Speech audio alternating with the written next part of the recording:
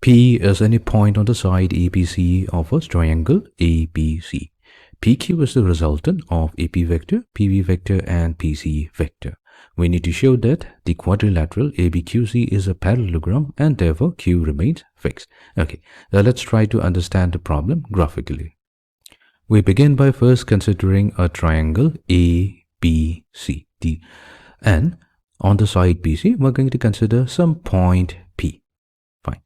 Now, we'll consider another point Q which is going to lie outside the triangle, and we're going to join PQ. Now, it's given here in the problem that the vector going from P to Q, which is PQ, this is the resultant of three vectors.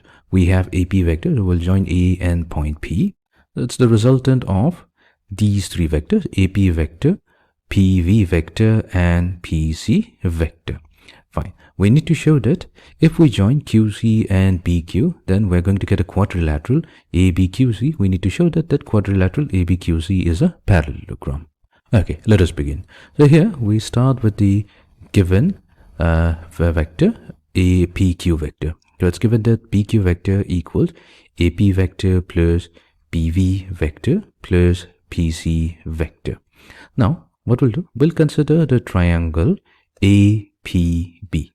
Now, in this particular triangle, what we'll do, we'll use the triangle law of vector addition. So that means if we take AP vector and add it with PB vector, then this is going to be equals to the vector AB, which means that now we can combine these two vectors. So PQ vector, this implies PQ vector will be equals to AP vector plus PC vector. Now let's transpose PC vector to the left hand side. So we have PQ vector minus PC vector equals to AP vector. We're going to label this as number 1.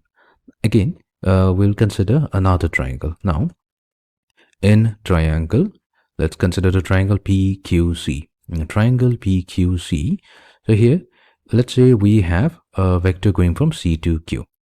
Then PC vector added to CQ vector, this will be equals to PQ vector, which means that if we take PQ vector and from it subtract PC vector, this is going to be equivalent to CQ vector. Now we can replace PQ minus PC on the left hand side of equation 1 with CQ vector, which means that 1 is now going to become CQ vector equals to AP vector. Now let's try to understand it. We have the quadrilateral ACQP or ABQC. So here we're getting the fact that AB vector is equals to CQ vector.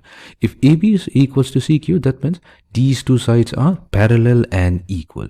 And this tells us that ABQC is indeed a parallelogram. And that is only possible when the particular point Q remains fixed. And therefore, we can say, and therefore, the point Q is fixed. So we have successfully proved the problem.